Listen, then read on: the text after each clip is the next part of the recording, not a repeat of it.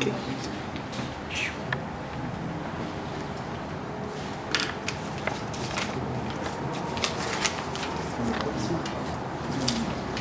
let your lives, don't lose your lives earning it again. Program. I would say it's a lesson of life. And life has its ways to share with us the lessons. Ladies and gentlemen, Toastmasters and guests, of life today, I thought I will talk. Once in the heart of the Qasba, the old city of Tunis, rose high my school. The oldest, the nicest, the most prestigious. And in that school, there was a schoolmaster, the best, the hardest working, the most admired.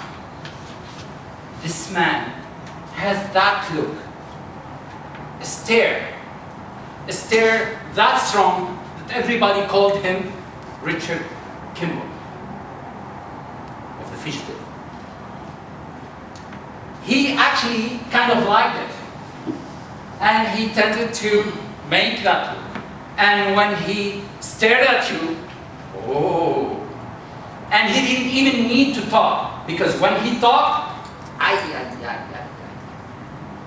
that man happened as well to be my father. And everybody thought that we were stuck with this monster, this guy that only looked to stare, that only talked to punish. He was all but that. At home, my father was the most caring, the nicest, the funniest person. Actually, to my taste, he was too funny. He never said no when he really meant it. He never said yes when he really meant it.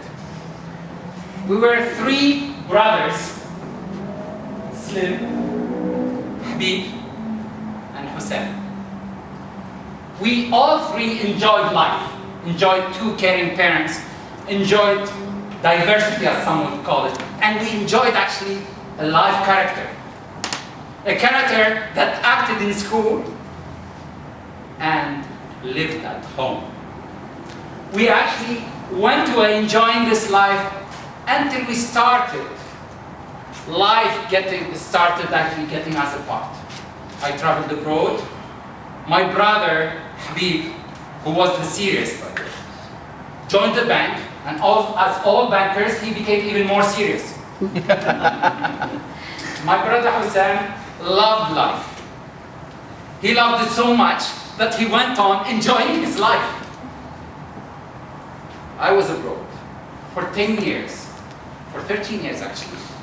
I was in Canada, and not only thousands of miles parted me away from my brothers, but as well 6-hour time difference made me lose touch, especially of my youngest brother, Hussein.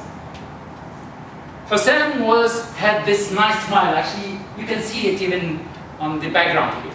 He had that smile. He never feared to make friends. And to my taste, at that time, he had too many of them. After 10 years, I decided to come back. To come back to my family, to get closer to the family, and especially to my little brother, who asked me for help. He wanted me to help him. And I promised him I will do as soon as I settle back in my life. Unfortunately, life chose otherwise. And the next time I saw my brother was the time I had to recognize his body when they found him suddenly dead. He was there with his nice smile, but Hussein, the very lively, didn't have his life. I remember that time, the feeling I had was frustrated. I was angry. I was upset. I was sad. I was sad at life that took the most important person in my life, the person I promised I would help. I was angry because life took away time from what mattered most in my life. I remember that time when all the family cried. We cried all together, as if one lung, one limb, one heart was ripped apart from our bodies. Now then, life continued, and we made our families, and kids came and brought us joy and pride. But when we share, and by the way, if you're wondering, Kimball kept his look, but in his look there was a bit of pain. And when we look back at our memories, at our photos, and we look at our memories, we still have fun, but we're missing that smile, the smile of the angel that unfortunately would have made our life a better life.